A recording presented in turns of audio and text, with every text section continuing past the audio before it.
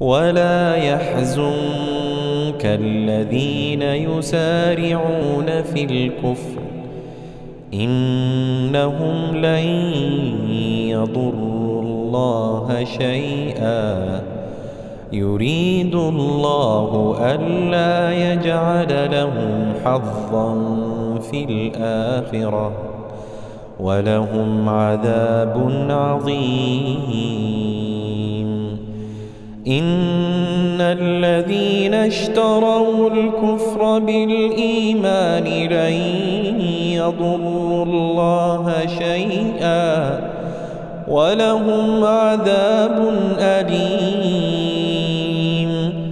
ولا يحسبن الذين كفروا أنما نملي لهم خير لأنفسهم إنما نملي لهم ليزدادوا إثما ولهم عذاب مهين.